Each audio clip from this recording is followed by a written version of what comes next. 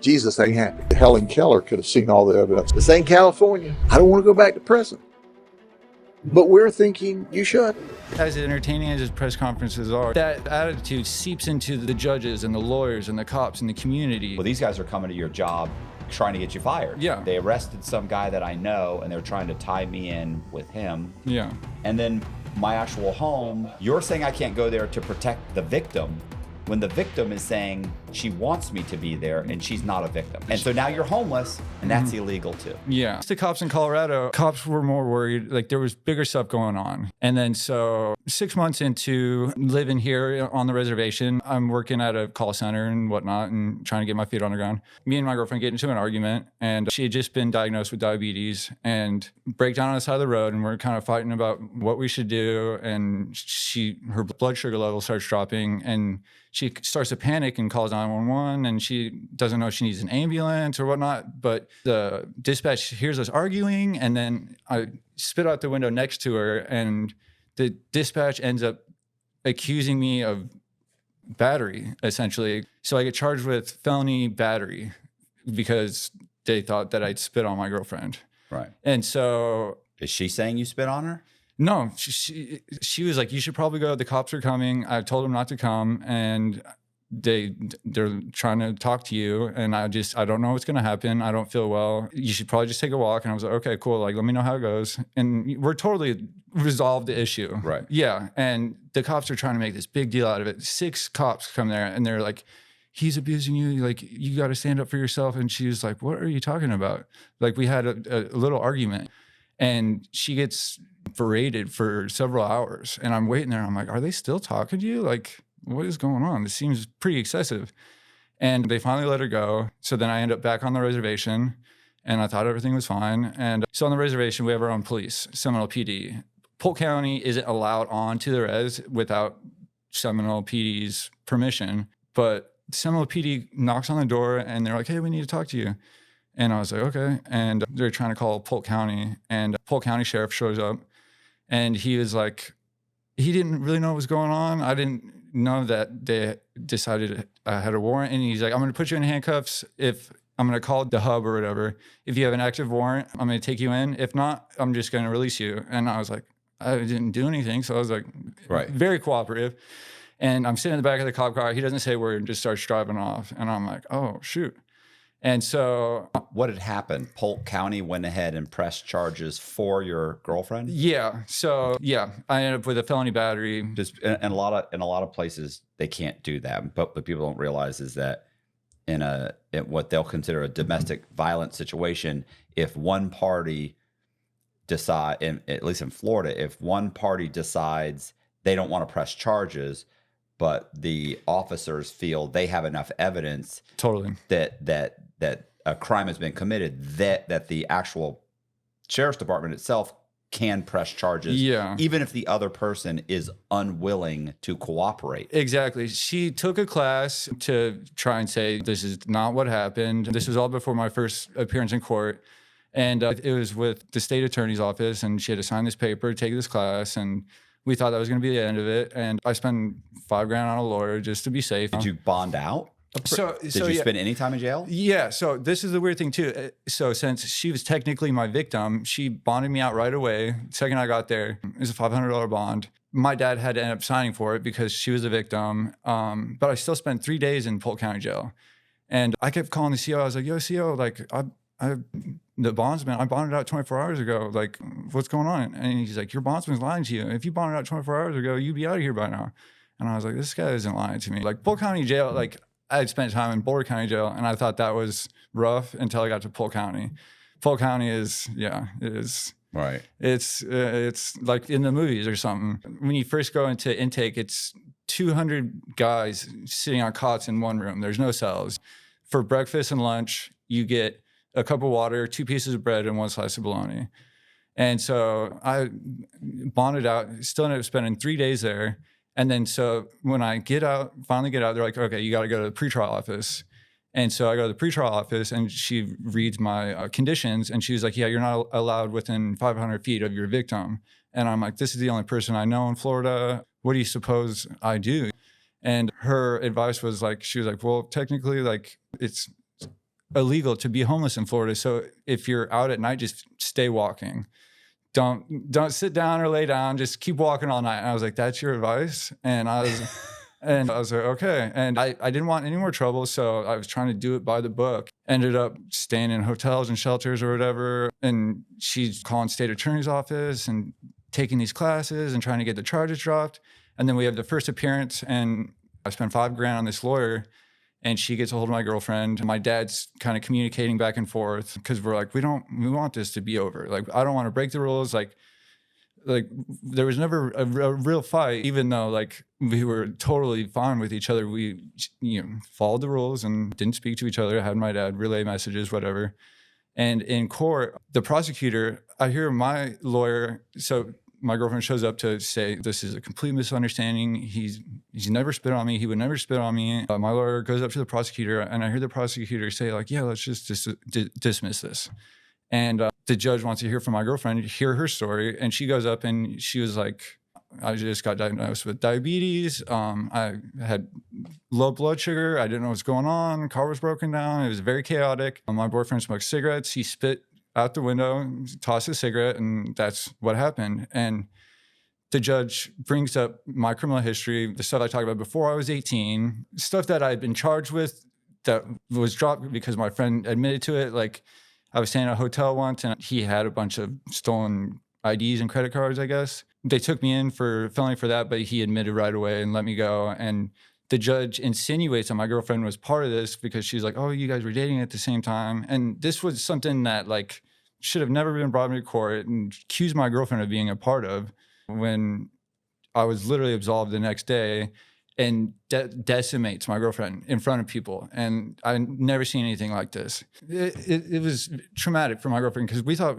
she was going to tell the story and be like, this isn't what happened at all. So they deny my condition to go back home. And so they didn't dismiss the case? No, they didn't dismiss the case. They didn't do anything. My lawyer, now she's already put my case to another lawyer. So I'm on my third lawyer now, and he seems a little more aggressive. So we're still at a standstill. And so I'm still staying at hotels, going to work. I'm in a rented car, and Polk County decides to like follow me around. And so one day they pulled me over 4 different times, sometimes in marked vehicles, sometimes in unmarked vehicles. And I was in a rented car driving to work. I was working at a telemarketing. First time I got pulled over that day, I was with a friend, and the dude pulled me over. He was a young cop. He seemed younger than me. He pulled me over because at a stop sign, I stopped on the line, I guess, instead of before it. And he checked all of our IDs for warrants and had drug dogs, sniffed the whole thing. And he looks at the passenger and he's like, what did y'all have for breakfast? And my friend was like, what? Like, we ate Dunkin'. And like, it was so weird that she was like, she couldn't help it. She was like, are you okay? Like, it was a very weird situation. They thought like they were going to find some large amount of, I don't know. They thought I was something that I wasn't. And so they had nothing and had to let me go. And so I dropped them off and I drive to my work. And when I get into work and work on a telemarketing job, police come into my work and say, yeah, we need to speak to a Gabriel Riding. And then supervisor comes like, cops need to talk to you. And I'm like, what? And they tell me that a concerned citizen said that I was driving erratically on the way to work. So they're making me do field sobriety tests in my suit and tie. And they've drug dogs sniffing around. Again, they can't find anything. And I'm like starting to get really stressed out. And I was like, can I go home? Like, this has been a crazy day.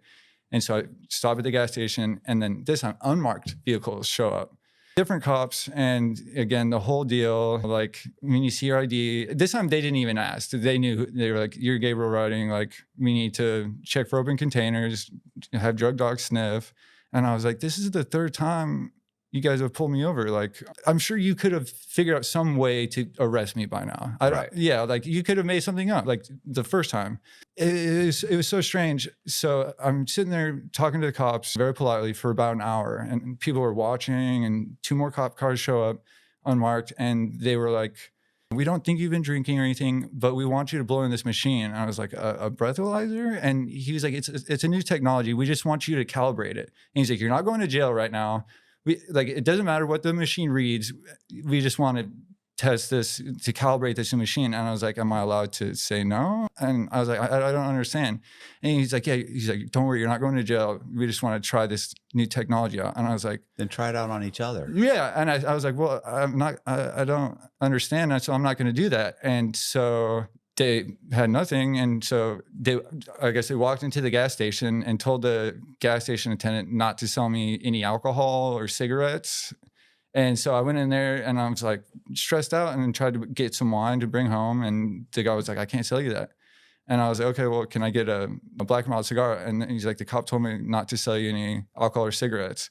And then they asked the manager and they're like, it's up to you. And I don't want to get in trouble. And so these cops are actively trying to. Were you drunk when the incident happened with your girlfriend? No. So why are they, I mean, is a part of the, because you're currently on bond, is a part of being on bond you're not allowed to drink? Yeah. Oh, okay. Yeah, totally. Yeah. And yeah. But either way, they're harassing you. Yeah, they're following me and harassing me, and they're trying to. It ended up ruining my situation with this job. Like the cops kept showing up and asking for me, and Eventually, they want you to leave. yeah, eventually, like I felt bad for them. I was like, I don't want like the cops showing up here, and like I could go back there, but it's just. It totally soured that situation. So when you leave that day, Mm-hmm. do you get pulled over again? So at that time, I was like, I'm not driving this car because they're following this car. And I ended up just leaving the car at the gas station, Ubering back to my hotel. And I was like, what is going on here? This is craziness. And that ends up kind of making me spiral. And eventually I do pick up a drink, and all the homeless shelters and the hotels, they're down in kind of the rougher areas of Lakeland. And so all my friends and associates, they're all black people, all black friends. And so they're up to illegal stuff. And eventually I end up relapsing, and they see me hanging out with those people. And so I'm being followed all the time. They tried so many times to get me and they couldn't. And then I ended up developing a habit. Habit what? From what? From opiate use. Yeah. Okay. Yeah. Pretty much just whatever I could. Like I made friends with the people down there because that was my only community. I don't have anyone else out here but my girlfriend who I can't talk to. That's just was the culture. And yeah, so I ended up relapsing on the drug that I recovered from in Colorado. Funny, I ended up getting lumped in with these guys who are selling drugs, and I am messing up.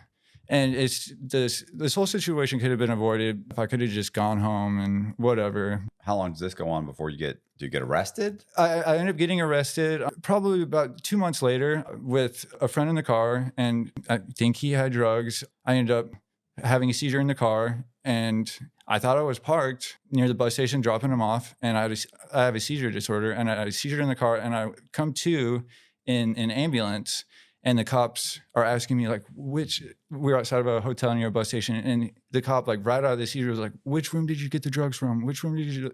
They thought I had overdosed. And because they had Narcan me, and they said my heart had stopped for a minute. And I didn't know what was going on. I didn't know if my friend had stuff on him. I didn't know if he had already been arrested, but they take me into the hospital, and the cops come in and they blood test me to see if they could charge me with a DUI or something like that. And I thought I was going to jail again. The cops escorted me all the way through the hospital, and I was like, oh man, like this is going to put a lengthier timeline on getting back to where I wanted to be with my girlfriend. So they blood test me, and apparently, I guess I was fine blood tested because I waltzed right out of the hospital. I ended up getting subpoenaed later to get those results back. So just preemptively after this, I turned myself into an inpatient Drug rehab, right? A detox, like a 5-day detox to look good. And cops thought I was doing drugs, hanging out with these people, and ended up doing the 5-day detox. Ended up getting sober and kicking all that stuff, and still just like hitting wall after wall after wall. And now it's like they're trying to charge me with a DUI or conspiracy to sell drugs because my passenger, he ends up getting arrested later on with drugs, and they're trying to connect me back to that. And it's just... Is he saying we're selling drugs with him? No, but he ended up catching charges. And so they're just still trying to link pieces that aren't exactly there. Right. Yeah. So yeah, ended up just getting out of the treatment center. The cop culture here is really intense. It seems like Grady Judd, like he's a lot of people really do like him, and it as entertaining as his press conferences are, like, yeah, I thought they were hilarious, but like until you end up becoming part of one. And then that sort of attitude seeps into the judges and the lawyers and the cops and the community, and so he's running a little police state. Yeah, no, it's rather intense, and so it's like it feels like they almost have open season to like follow or do stuff, and so like.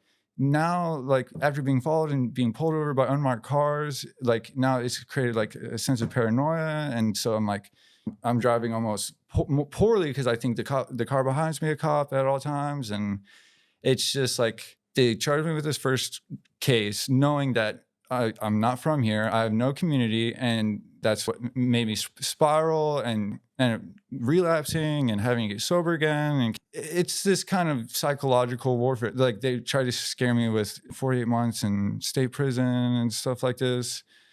For what? I mean, like if you went to trial, if you go to trial on the domestic violence or the assault charge, your girlfriend's going to get on the stand and say, he didn't spit on me. That's not what happened. Yeah. So that's the thing is, so that's going to get dropped.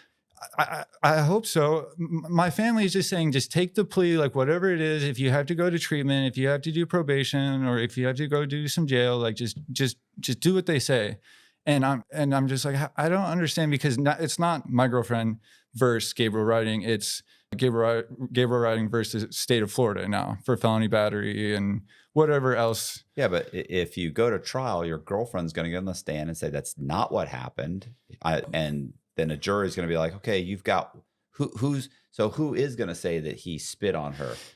Is a police officer or a dispatcher on the phone going to say it? Like, who's going to be the person that gets up and says that? Yeah. And so I keep asking my lawyers, I'm like, so like, this seems ridiculous. Like, should we take this to trial? And the judge is so intense and I never seen a judge talk to a victim the way that she talked to my girlfriend.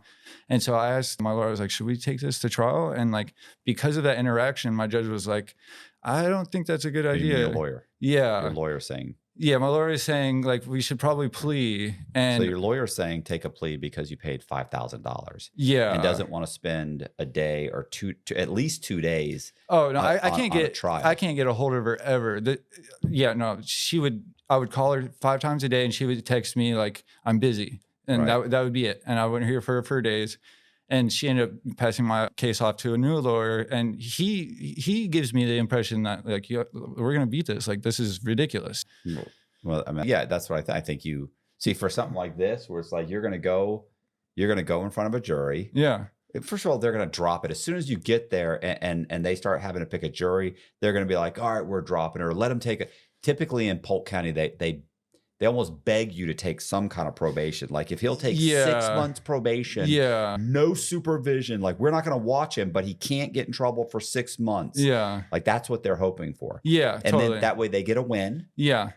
We got a win. He pled guilty to a misdemeanor. Yeah. And he's got 6 months probation. Yeah. And that's in the state system. That's what they do. Yeah. We're going to scare the shit out of him with this ridiculous sentence. Yeah. He's going to try and get it dropped. He's going to eventually, we're going to get into a plea negotiation. And then if he goes to trial and we think we'll probably lose, we're going to give him a sweetheart bargain, because the truth is most people just don't want to go to trial because they figure if I go to trial, I'm going to get the felony. Well, there's always a chance that some officer gets on the stand and says, oh, I was there. I watched him. He spit right on her. I saw the whole thing. And you're going... And the jury's going to believe the officer. Yeah. Even though the victim's saying this. Yeah. And I'm saying this officer is going to say something completely different, even though he was 45 feet away and didn't see shit. Yeah, no, there was an officer. And we've just seen Polk County police break the law so many times that it just seems like there is no solution but to abide by their demands or whatever. I mean, I think ultimately they'll probably try and give you just some kind of a ridiculous plea, like unsupervised probation for 6 months. Take a misdemeanor. Yeah. That's probably what's going to happen. Yeah. But most lawyers will try and get you to take some kind of a plea, even if it's not in your best interest, because the truth is, for them, that $5,000 is gone. Oh, yeah. And they don't want to spend 2 days in court. Oh, no. Trying to, pick a jury. Then they have to call witnesses. They have to go through the whole... Listen, most lawyers have never been to court. Yeah, no. So...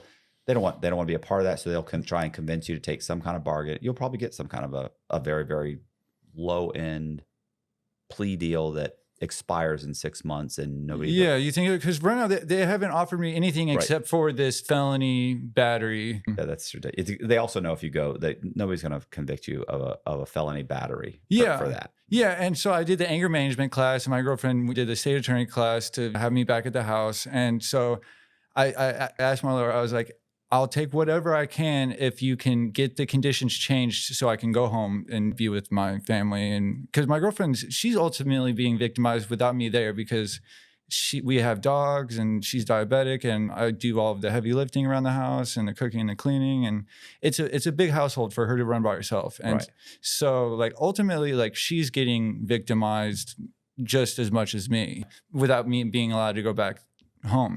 And so I told the lawyer, I was like, I'll take whatever I can if you can get the conditions changed to just let me go home. And so he's having trouble even getting the state attorney to amend restraining order or protection order or whatever. So we just hit roadblock after roadblock after roadblock, and it's just been continuance. And then I'd go to trial. So I want to go to trial. You think so? As quick as possible. I want to go to trial. Yeah. They're not going to want to, listen, the government doesn't want to spend 2 days in trial and have a good chance of them losing at trial. Yeah. Because then it's like, look, I'm being harassed, I'm being pulled over, and they may be able to justify all of that. Oh, we were just pulling them over because we got an anonymous complaint. Or totally.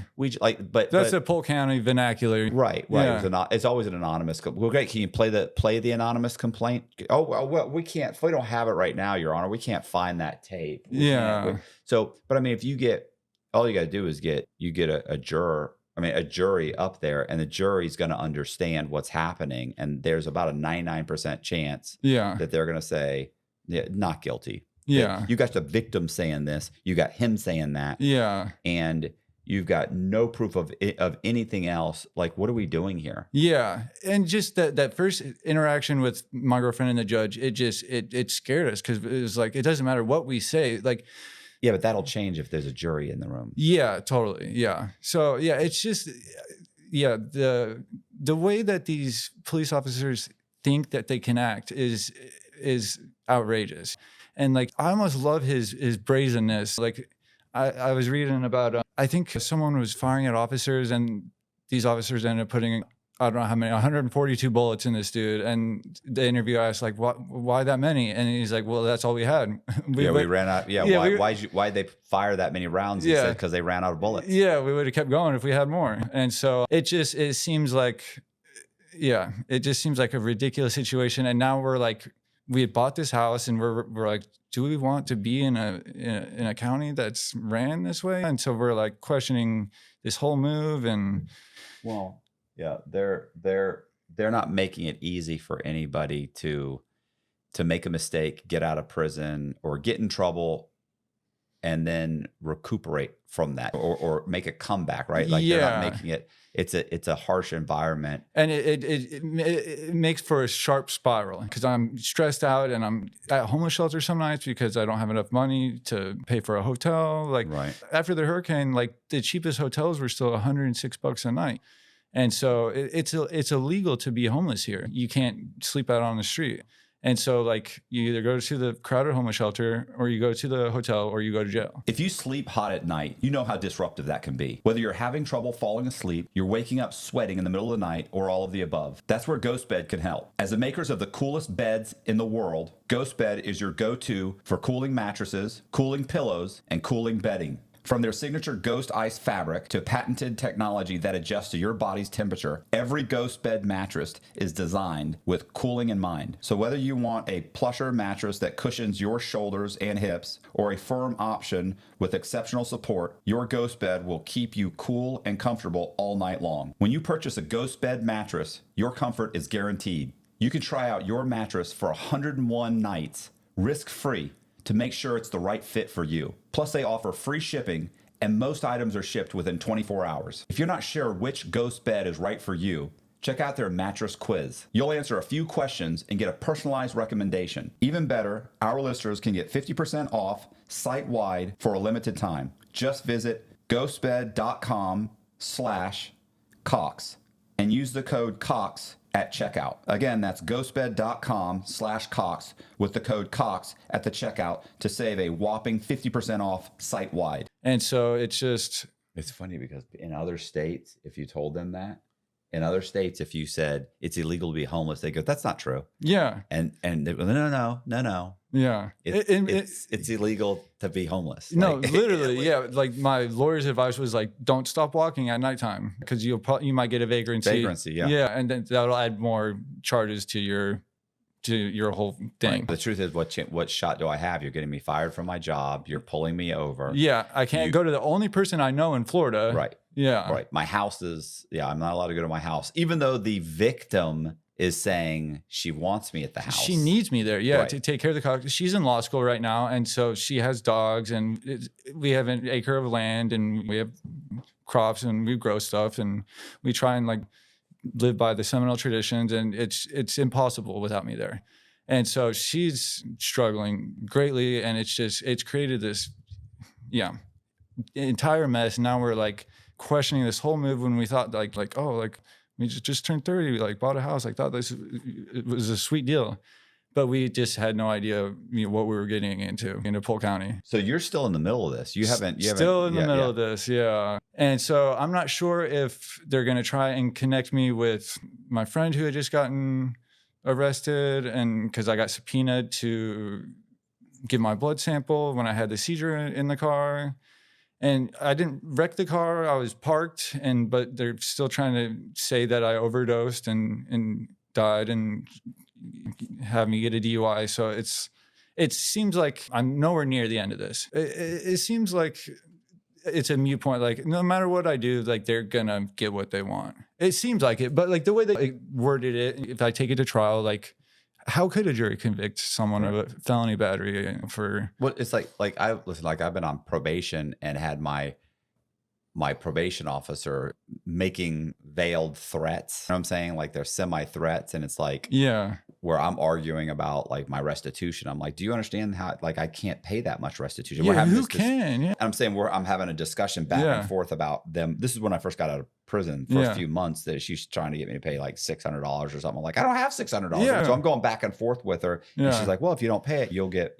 She's like, I could violate you. Yeah, VOP or right. Yeah. And I was like, that doesn't even make sense. Like I have a hard time believing that you're going to get the judge to violate me when I have $400 in my checking account and you're asking me to write you a check for $800. Yeah. And then there was another time when I had bought a vehicle and they told me you can't spend more than $300 on your car payment. I was like, what car can you buy for $300? Yeah. And keep in mind too, I had to put down $1,000. She wanted to know where the 1,000 came from. I said, okay. Yeah. And then I said, I'm selling my other vehicle for $1,000. I'm going to use that. Yeah. And so, and somebody's lending me the $1,000. Like I'm literally juggling left and right to try and get into a vehicle. And then when I get the vehicle, the payment was like $350. Oh, just right over $50 over. And so she's like, I told you no more than $300. I said, listen, I get it. Yeah. And I said, but here's the thing, I'm going to refinance it. That they were telling me they could give me an interest rate of this. Yeah. But it ended up that company couldn't give it to me. So my interest rate was whatever, 12% or something. I said, so that's what the payment is. But in 6 months, I'll refinance it. She goes, you understand? She said, I told you no more than $300. She said, honestly, Matt, I could violate you for this. And I said, yeah, but it'd take you a little bit. Yeah. And she goes, what do you mean? I said, well, here's what I'm thinking. It'll be a few months before I can get violated and get in front of the judge. It takes a few months even? Yeah. Well, yeah. And I said, so here's what I'm thinking. By the time I said, and I'd already been like a month, it'd been like a month and a half or so. I'd already made one payment. Right. So I was like, I have a hard time believing that you're going to be able to get me in front of the judge. Right.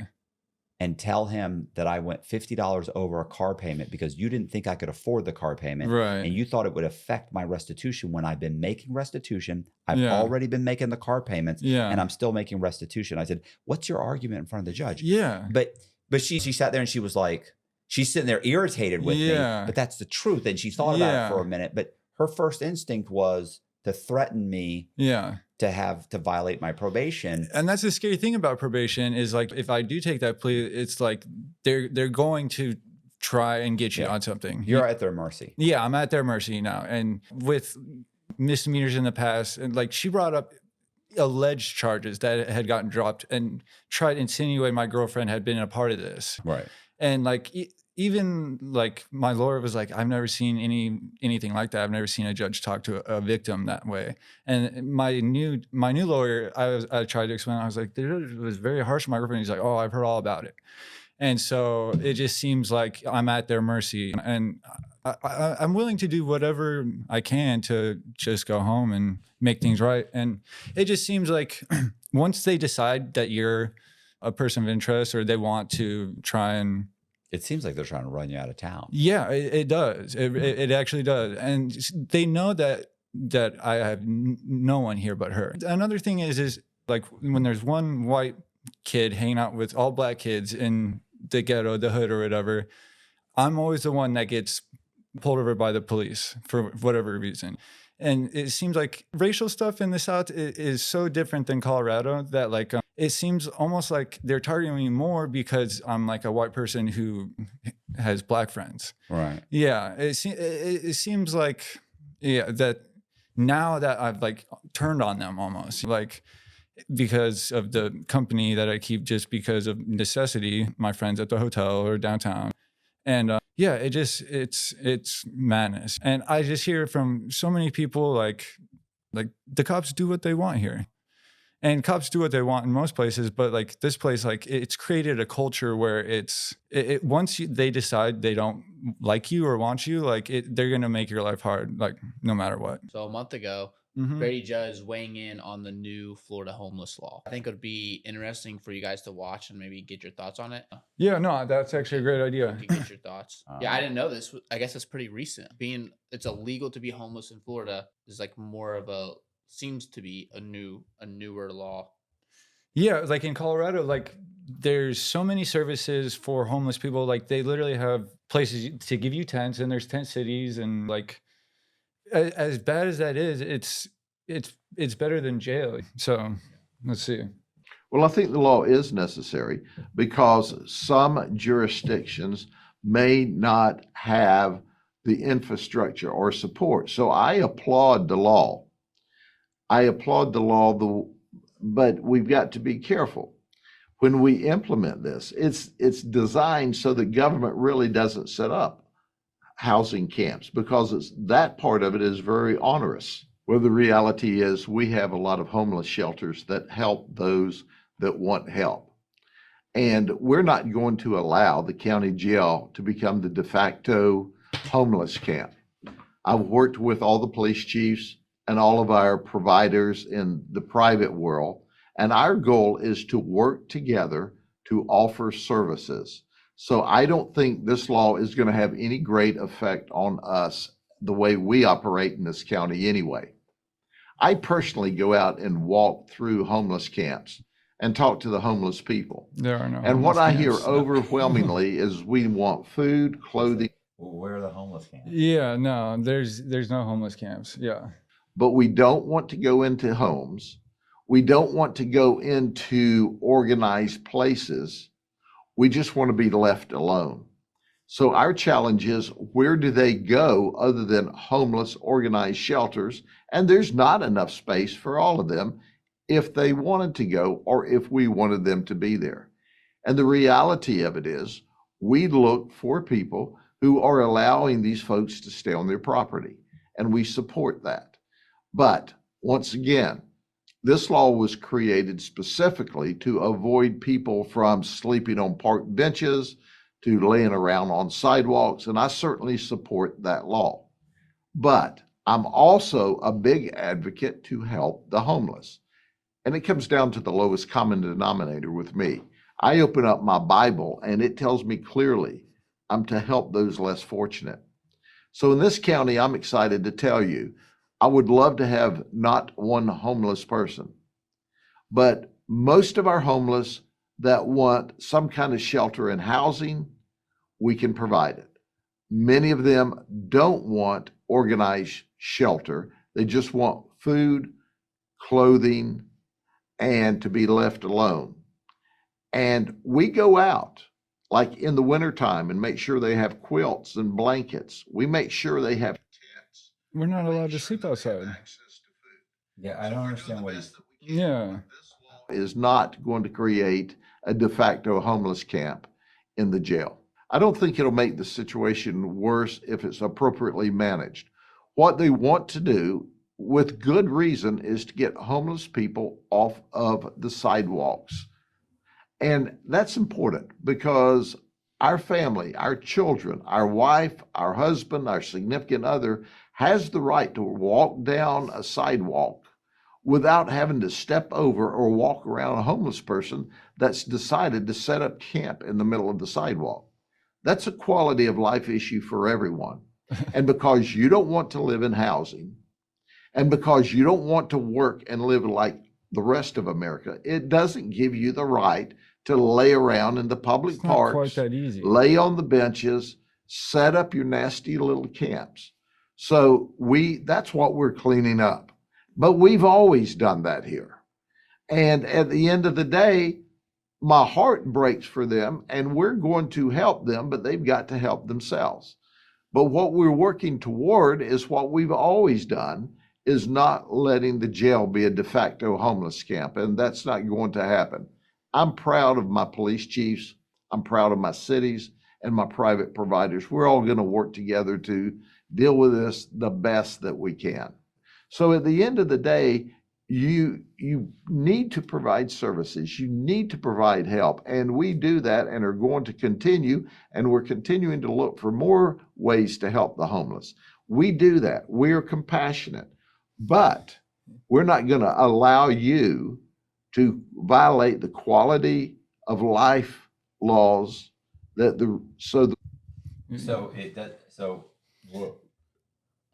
what social services have you gotten? I- Grady Judd just yeah. said he wants to help you. Yeah, I haven't been able to get on any sort of Florida Medicaid or food stamps, or out west, it's like Nothing. You got nothing. What about any vouchers to stay in a hotel? Anything like that? nothing. nothing. No, nothing. Thing See, is he that- created my homeless issue, and I was going to say, he doesn't sound like you're it doesn't sound like you're the homeless person that he's talking about. He's talking No. about somebody who doesn't want to work. Well, these guys are coming to your job trying to get you fired. yeah. So yeah, Right. You had a vehicle, you're driving around. Now you don't even feel like you could drive a vehicle anymore because they Yeah. keep pulling me over and having drug dogs sniff the car for drugs. yeah, I had a seizure. They're trying to tell me that I overdosed. yeah. Took away my job, and Right. They arrested some guy that I know, and they're trying to tie me in with selling drugs with him when he's not saying that I'm selling any drugs with him. No, not at all. Yeah, And then my actual home, you're telling me I can't go there, even though you're saying I can't go there to protect the victim, when the victim is saying she wants me to be there and she's not a victim. yeah. And so now you're homeless, and that's illegal too. Yeah. So yeah, this is the reality that Polk County is, and yeah, I just never expected a place to act so insanely. So they've turned you into a homeless person, and they're telling you that's illegal. Yeah, and they took away my way to make money, and I still go to People Ready, like the temp service, but it's so many people are looking for work. It's hard to find work out there. Finding a job in Polk County is tough. And then I do background checks. This pending felony battery charge always comes up. And so I end up not. So you're a violent felon. In their Yeah. mind, you're a violent felon. And I haven't been convicted of it yet. Right. So That's why I wouldn't take the fucking felony. If I was you, I'd say I'll take a fucking misdemeanor for some bullshit. But I'm Exactly. not taking a felony. yeah. So Because it pops up every time I apply for a job and they ask. And I didn't think that a pending charge would pop up, but it's every time it has around here. So he's basically created a situation where it's not impossible for me to get out of, but it's very challenging. it sounds like he's doing everything he can for the homeless people. The way he's talking, He's out there walking the streets. He's and walking the streets, shaking hands and kissing babies. Yeah. And if they need anything, and can we do Supposedly anything he was for giving them blankets and tents. It's Florida. I'm not sure where you need a blanket. But, Yeah. So when's your next court date? I had a court date during my detox. And so I told my lawyer, and he was like, it's okay. I'm just going to get a continuance. And so I don't seem like I'm at the top of his priority list. And so I don't know how near I am to resolving any of this. And like I said, I'll take any sort of plea. If it gets dropped down to a misdemeanor and I can go home and help out my partner. Right. But it's just, it has been 6 months or so now of me like navigating this and then ending up homeless and then being harassed by the police. And Right.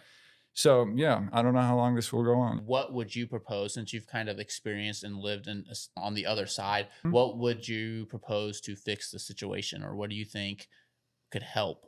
See, Because, I and don't feel I like say that- that because I feel like that. I don't feel like that situation that doesn't apply to him. yeah, I mean, I don't know. homeless thing. the thing about the homeless thing since COVID is it's going to be an issue for a long time. Like I don't know how to solve homelessness, and I spent a large majority of my life homeless, but I've never been criminalized for existing in a space that I can't leave now because I can't leave Polk County because of my bond conditions. Right.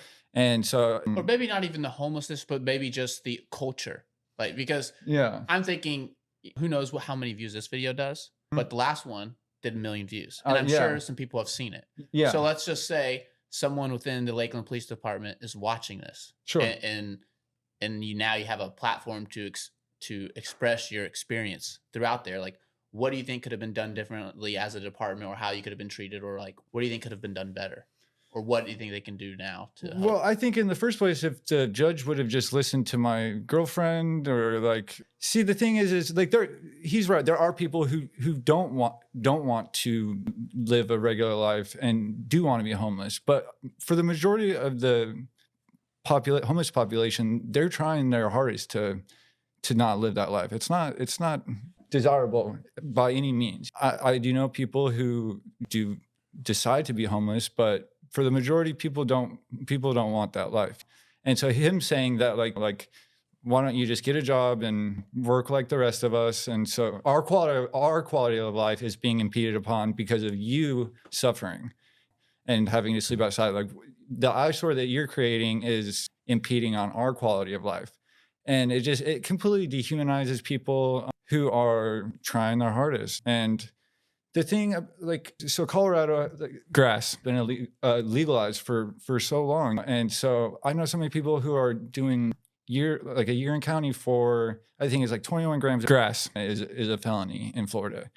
And so, like, in Colorado, like, you could get caught with 100 pounds. And so it's like they create these laws to trap people into situations, and the jails are so overcrowded. Like, the jails are so grim. Like, the county jail is so grim that, yeah, I really don't know. I just think, to answer your question, like, what could they do differently is just the way that they hunt down and track people and decide some people are good and some people are bad. And if they just, I don't know, follow. I was gonna say, do you feel like there's no real cohesion between the court system and social services? Like had they, or that it's not logical that they're telling you, they're making things worse by not saying, hey, well, in your specific case, because every case is different. Every case is different. You know, in your specific case, it sounds like they're just making things much, much worse for you, and they're offering you nothing in return. Like, hey, you can't go back here. Okay, where should I go? I can't go anywhere. Oh, we can't tell you that. Like, Yeah. well, do you have a voucher? Is there a homeless shelter that I can go to that has room? Because most of the time they don't. Yeah. They'll say, oh, there's a homeless shelter over here. And you go there, they'll be like, oh yeah, come back in 30 days because we're booked for 30 days. Totally. Yeah. And a lot of these places, they'll say, hey, you can stay here for 30 days. Yeah. And then they kick you out and you have to wait 60 days to come back, that sort of Yeah. thing. It's like, okay, so come back. It's like, okay, so I have to be homeless for 30 days, but that's illegal. Yeah. And I So- can't go back to Colorado to be with Because I'm on bond. Yeah, because I'm on bond. So Right. like, I'm stuck in this place where it's really hard to find work, to get a hotel, or I would get another apartment. Like, if this thing ends up taking longer, then Well, the problem is if you find a hotel, I mean, if you find work and you're making whatever, $12 an hour, Yeah. which would be all right, right? If you make it For here, that, yeah. 12 bucks an hour, you're working 8 hours a day, you're making basically not even $100 a day, and then the government is taking, and you don't get paid every day. Well, maybe you do on, I don't know how For you some temp services, you do, do? but So- you wouldn't get paid enough to Right. get a hotel room. right, but you're not even getting the 90, you're not even getting the $100 because they're going to take out 20% of it minimum. They're going to take out about 20% of it. So let's say Yeah. you're getting 80 or between $70 and $80, and a hotel room is $90 to $100. Like, yeah. I can't, so that doesn't give me the ability to rent a hotel room.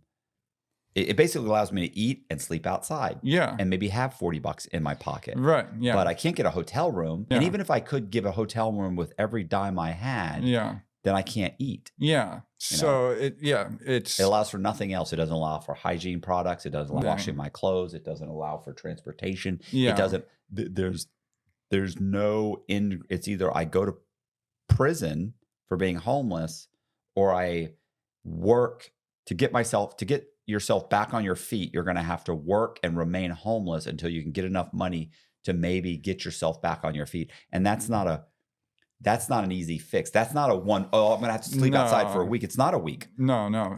That's me staying outside for 90 days. And it's traumatic sleeping outside right. in Lakeland. And so that creates more traumas, and I'm staying sober, having to go to meetings. And so it's like the trauma of being homeless, like, is a self-fulfilling prophecy. So like being homeless is traumatic. And so you end up having these poor coping mechanisms, which just drives you closer to homelessness. Right. So it's a cycle. yeah, it's a cycle, and it's so complex. And the way that he tried to describe it seems like these people don't want to contribute, and that's not the case at all. Like, I work any job that I can get, and it's hard to find. And I do temp service work, and yeah, I think they pay me like $10, like whatever the minimum wage is, $10.75, $11 an hour, and I find work there maybe, if I'm lucky, 3 days a week.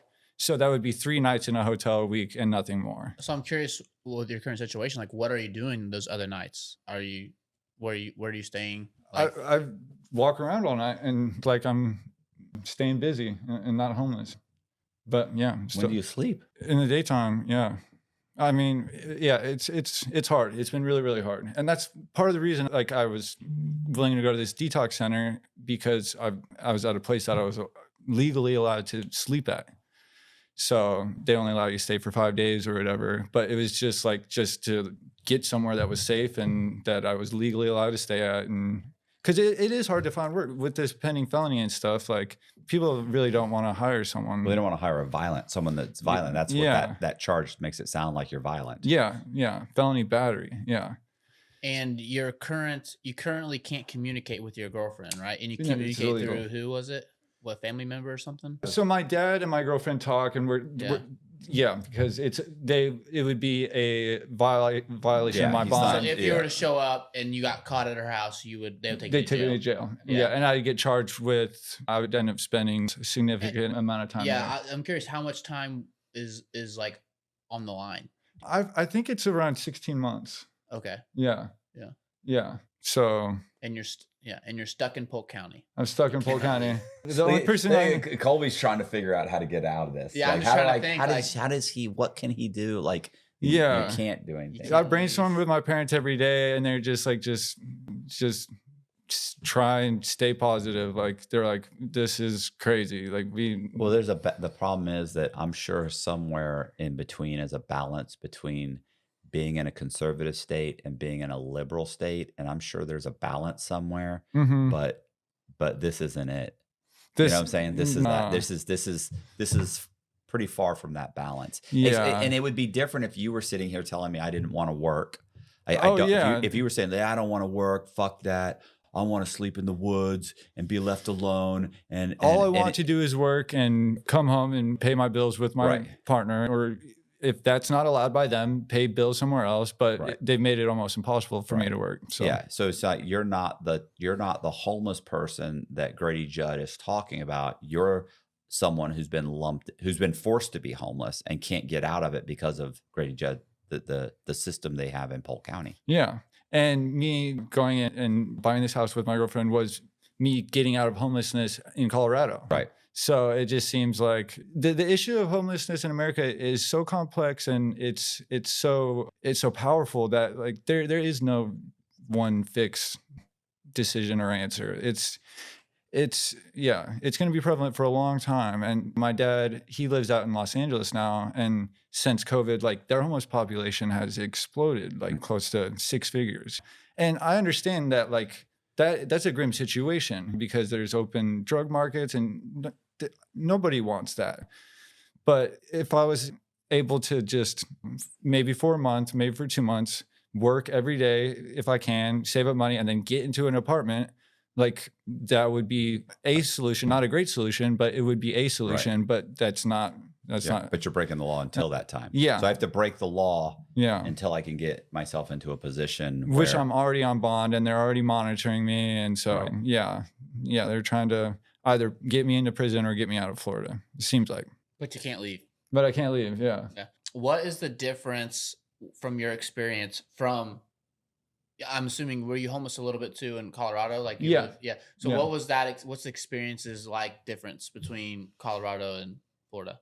So in Colorado, their homeless population is significant, and so there's big tent cities, and you have people with services come up and give you food every day, and have people check on you, and you can get health insurance and food stamps, and you can get vouchers for hotels. And I haven't been able to access any of those services. I don't think there's much funding in Florida for there's no social services. Yeah. No, there's very little. Yeah. I never have lived somewhere where there hasn't been big homeless populations. And when I first got here, I was shocked. I was like, where are all the homeless people?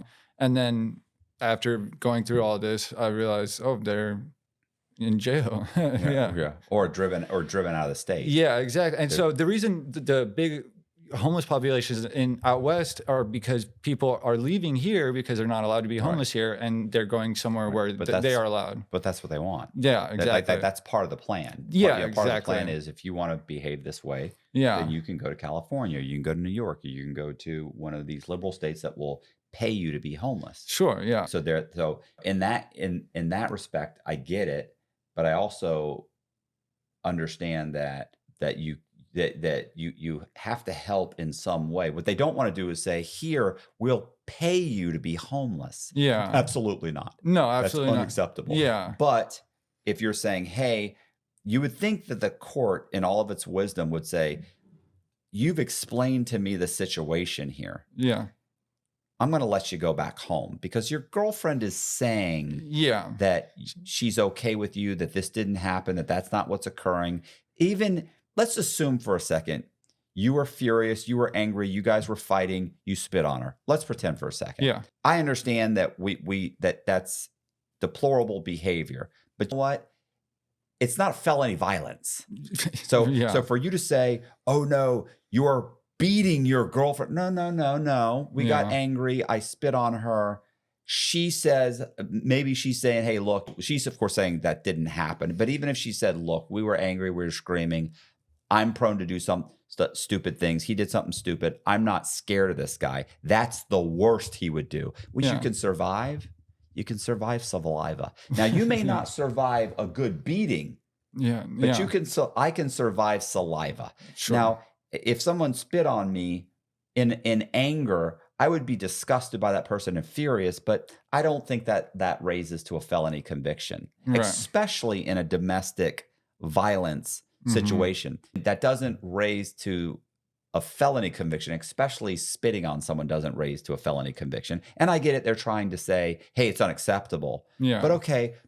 But the victim came in and said, that's not what happened. I'm not scared. I'm not with the state attorney. I took a class. Let this dude back into my fucking house. Instead, you're basically that Polk County is about to create a career criminal. Because to me, if I got desperate, bro, I may rob a bank. If I get desperate enough, you don't know what you'll do. And they're putting you into a desperate situation that you can't get out of. If I'm going to end up possibly going to fucking prison anyway, I might as well take a shot. You see what I'm saying? Like, I get it. And that's why I spiraled and I relapsed and I ended up getting clean and stuff. And I was really proud of my recovery. And like, I never thought I would go down that road. And like me moving out to Florida was like the success of me overcoming homelessness and this drug problem in Colorado just to run back into it. Yeah, but you didn't see Grady Judd coming. Yeah, you didn't know Grady Judd existed. I didn't know anything like that existed. Right. Yeah. Well, God bless him. I've heard this, and I've heard that if there's a domestic call, someone has to go to jail. That's what they told us. Yeah. So this is from some article. I haven't finished reading it, but it says Polk County, Florida Sheriff Grady Judd stated that what almost no law enforcement officer will ever admit. Sheriff Judd was quoted in the local newspaper, The Ledger, as saying that if someone calls about a domestic assault in his or her home, someone is going to jail every time. Every time. That's what they told us. Once the second you make that call, and yeah, if they show up and there's two people there, that's why you bolt. Yeah. One of you needs to haul ass. Yeah, and that's what I did. And she didn't know if she had to go to the hospital because she was getting lightheaded from her newly discovered diabetes, and she didn't know if she needed an ambulance or a tow truck. She had a panic attack, and she just got on all these new meds, and she just panicked in this argument. And she was like, I just need some help. I don't know if I'm in a faint and yeah, so she wasn't trying to say that, or she wasn't trying to call the police necessarily. She got sick and didn't know what to do. Yeah, she's in distress and I need help. Yeah. I'm not quite sure what kind of help I need because first of all, she's not thinking clearly. And the cops aren't letting her go inside and get something to eat to raise her blood sugar. They harassed her for several hours trying to get her to say that I did. Right, spit on her. Right, yeah, right. Yeah. So what I don't think people realize, if you like, I actually have a family member, my brother-in-law is diabetic, and people don't realize that that diabetics, they think, oh yeah, they have low blood pressure, like, oh, they have some medical problems. Yeah, but part of the medical problems is when they get low blood pressure, they do things like their thoughts aren't clear. Totally. My sister can tell you when my brother-in-law's blood sugar drops. She said he will become angry, irritable. He'll say, sometimes he says things that don't even make sense. And she's like, I realize before he even knows it, she realizes you need to eat something, or you need this, or you need that. He's like, what are you talking about? There's nothing wrong. And he gets irrational. Right. She can see it from a mile away. Right. But he can't see it. Yeah, but totally. So the diabetic doesn't really understand what's happening. Yeah. Right. And she just knows that I don't feel well. I might need some assistance. And she's newly diabetic. Yeah. So she doesn't really know what's going on. Brand new. Yeah. And it was just, So, and she's like ultimately like taking a brunt of this punishment as well, because like there's so much stuff that needs to be done at the house. It's a brand new house, and there's animals. We have a diabetic dog that we have to give insulin twice a day to. And so she's in law school. And so it's nearly impossible for her herself. And she's like, I don't know if I can even stay here now without your assistance, because this is, almost impossible by myself. And so, yeah. So that quote that I read earlier, it's from a law firm's website, and this is the last paragraph or two on this same article page. If a police comes out to investigate a domestic violence call, the law states that an arrest can only be made if the officer has a probable cause that a crime has been committed. If a decision has already been made by police that an arrest will be made before the police arrive on the scene, there is no possible way a lawful arrest can be made. Therefore, any arrest made without probable cause violates the Fourth Amendment of the United States Constitution. Yeah, I was going to say, I'm sure Grady Judd has gotten as much fun as he is to watch, as entertaining as he is. I'm sure he's gotten the living shit suit out of Polk County over and over and over again for the press conferences, for the policies, for the little police state that he's running. And go ahead. And it's just, it's ridiculous. Once you go to the Polk County jail, you see his picture everywhere. All the TVs have him speaking, and he's like, it seems like a clinical narcissist, you know? Well, hold on. Oh, wow. Pick this bad boy up. Oh, nice. Are you serious? And see, oh my God. Yeah. Wow. And see, the thing is like, to be clear, this is charity raising, but I did think this was would be funny to bring. Oh my God. And the funny thing is like I do appreciate some of the stuff he does. Right. Like, but it's just he just needs to pull back a little bit. You know what I'm saying? yeah. He needs to, He's been in service for 53 years, and there's never another person up for election. Yeah. So like, and people love him. So Yeah. he's not going anywhere. Yeah, but he needs to dial it back a little bit. Yeah, just a little bit. Yeah.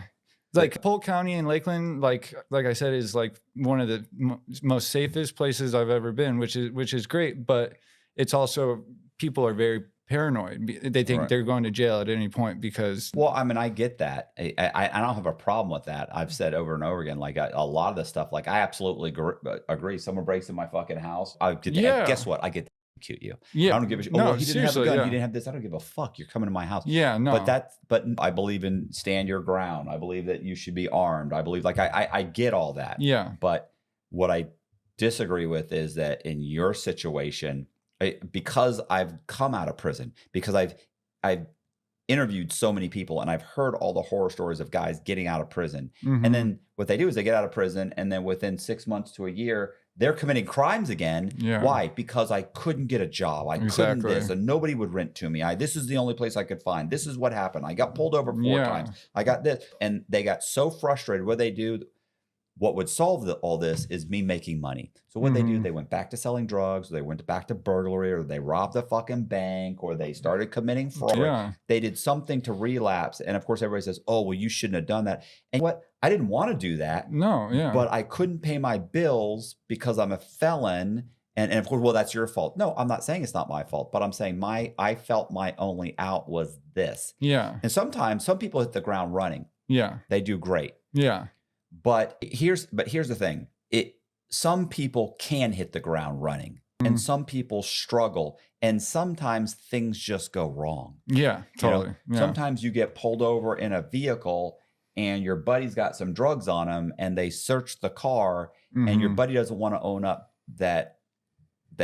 to the drugs, and you both end up going into you both end up going and getting arrested, and it takes a week or two for you to get bonded out. By that point, what happens is I got fired from my job. Yeah. I now don't have the money to pay my rent. I'm now being evicted. Yeah. And you were barely making it to begin with. And the whole thing spirals down, and you think either I'm going to end up homeless once again. Now that's illegal. Yeah. And what do I do? My only choice was, in my opinion, was for me to commit some kind of a crime to start making enough money to try and get myself back to the place I was at before. Yeah. To some viable place, Right. whatever that might look Right. like. Yeah. And the problem is that most people have no empathy at all for someone in that situation. No. Yeah. No. None at So- all. So like, I get it. I get that, hey, we don't want criminals committing crime here, but you also don't want to see people commit a crime and bounce back. Yeah. Right. You want to see people commit a crime and And then decline. and go somewhere else. Yeah. Go, don't stay in this county. And the problem is, and most people are okay with that. Yeah. Most people are okay with that until it's your sister Yeah. or it's your son. Right. And then it's like, no, but he's a good guy. He's a good kid. And you don't know. No, he burglarized the house. He was 19 years old. You don't know, Yeah. he was on drugs. Well, now we definitely don't want him. Yeah. It's like, okay, everybody wants that person out of the state of Florida until Yeah. they're a friend of theirs. Yeah, totally. Yeah, it seems like in Polk County, I don't know about Florida as a whole, Polk County doesn't believe that people can Deserve a second chance. grow and change and learn from mistakes. Like if you have any charges from way back, they're going to bring them up. Like before I was 18, that kind of thing. Sleeping in a car because I was on a 40-mile walk. They brought up everything and tried to insinuate my girlfriend with some charge that I got charged with for one day until my friend said, nope, those were mine. And she was like, how do I know you were involved with this credit card and ID charges that he got charged with back in Colorado since you guys have been together this long? And she's like stunned by like how berated she's being by the judge. And so like she's scared to like try and advocate much more because she did what the lawyer said to do and just got absolutely Badgered. badgered by the judge. Yeah. Do you want us to leave any type of contact information in this video? Yeah, totally. Yeah. Yeah. I have no problem with people contacting me. Or Okay. what about this? What about can we put your Cash App? Yeah. I mean, Somebody can cash app you. Yeah, I mean, that would be great, but at the same time, I'm not looking for handouts. I'm not like, asking for it, but like, No, anything helps, Bro, people send me like $7, $8. They're like, hey, Matt, have a coffee on me. And I used to, and when I got out of prison, I used to be like, well, I don't want your money. I don't need that. I'm not asking for that. Why? Yeah. But it doesn't matter. People see it and they watch it and they go, oh man, this was entertaining. And I wish I want to help this guy out. And I get you don't want that. But if some guy says, hey man, I know this isn't much, but let me give you $20. Sure. Because $20 makes them feel better and it might help you. It would, You tremendously help. Yeah. Right. Yeah. So you have no idea. It might be $100. It might be, you know what I'm saying? You might get nothing. I mean, totally. Yeah. So at least let me put it in there. Yeah, for sure. Yeah, obviously. Yeah. Okay. I'll just move the box out of. Well, wait, can I keep the box? Yeah, that's yours. That's your Christmas gift. No, it's not. Yeah, I bought it. Those things are selling because you can only pick them up in Polk County. I've seen a couple on eBay for like $150. Like he's getting so famous. Like he's a TikTok star now. Superstar. Yeah. Like the last episode about Grady, like you said, did 1.1 million views. So he didn't do a morning briefing on you. He does like a little coffee break every morning, and he talks about. Yeah. Oh no, and like we watched those, and like we discovered that after we moved here, and we were like, whoa, like what's happening? Yeah, and we thought like this was a crazy place because like there's always like, oh, we arrested 120 traffickers, and like the way that he describes this place makes it seem like it's so chaotic and like a crazy place to live. Right. But the truth is, it's pretty safe. Yeah. Well, that's the whole thing. Is that when you run out of real criminals, then you just start arresting innocent people and saying they're criminals. Exactly. Yeah. We're good. All right. Hold on. You should. Hey, what? I was gonna say you should be like, hey, do whatever you're thinking. What do you think? What? I was just thinking like, hey, if you've been arrested by this guy, right? Oh yeah. Hey, you guys, if you've been arrested by Grady Judd, please contact us. I'm going to leave my email in the description box, so you can go there and email me. Also, let's put this down. Also, if you like the video, do me a favor, hit the subscribe button, hit the bell so you get notified of videos just like this. We're going to leave Gabriel's email in the description box. So if you want to shoot him an email for any reason, you can contact him there. Also, we're also going to leave Gabriel's Cash App right underneath his email. So if you want to Cash App him $10 or $20 or anything that could help him get back on his feet, because this has created a real problem for him. And I know he's struggling, and I know he's trying to get back on his feet. So if you guys threw him $5, $10, 20, 50, whatever you think could help him get back on his feet, that would be great. And I would appreciate that. Also, please consider joining our Patreon. It's $10 a month. It helps us create these videos. Once again, look, thank you very much. If you've been arrested by Grady Judd, please contact us. We'd love to tell your story. Thank you very much. I appreciate it. See ya.